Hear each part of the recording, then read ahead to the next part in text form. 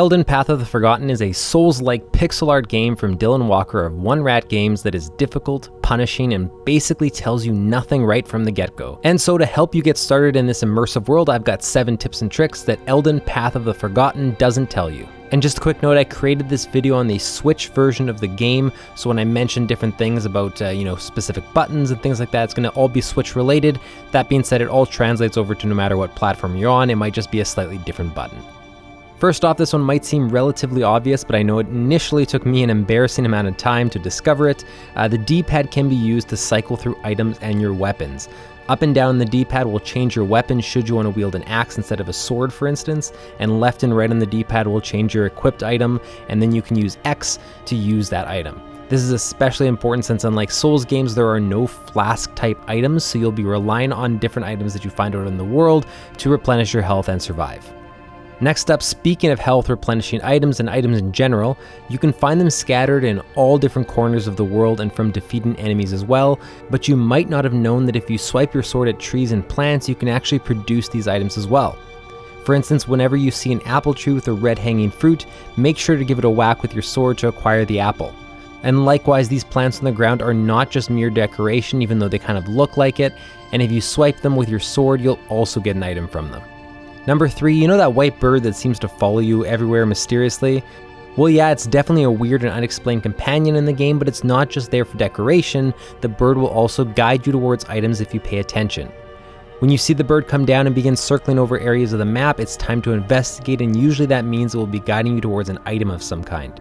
In general, you'll want to pay attention and follow the silent advice of your companion to find all kinds of things you otherwise might have missed. Number 4, these ritual circles are probably your best friend in the game. Think of them as the bonfires in Dark Souls if you played those games.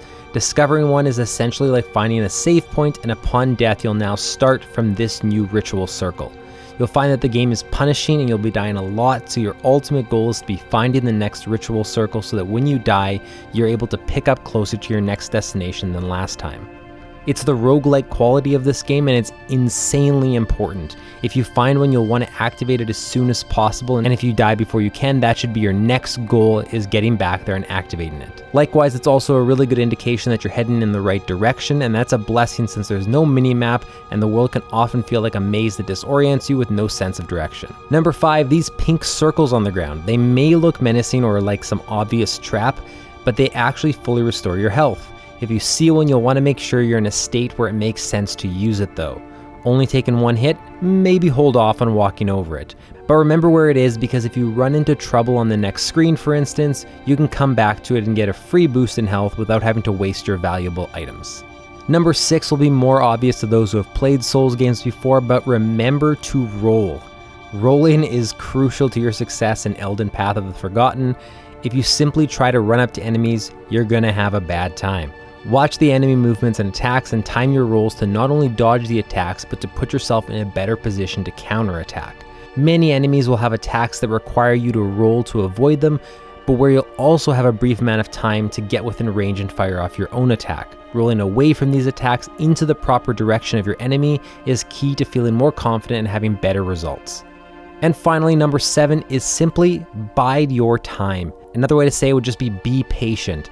It can be tempting to rush in when you encounter new enemies on a screen, but often the best offense is a good defense in this game.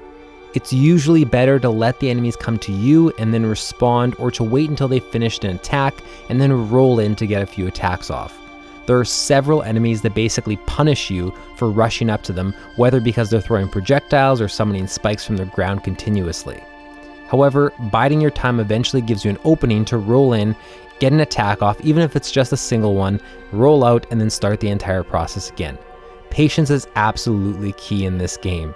If you try to just roll up to an enemy and just attack until he dies, there's a good chance that he's going to get in some attacks that might ultimately kill you. And there you have it, 7 tips to get you started in Elden Path of the Forgotten. If you like this video, consider leaving a like or a comment, and if you want to lend your support to my channel and what I'm doing and catch all the new videos as they're posted, hit that subscribe button and make sure you turn on notifications as well.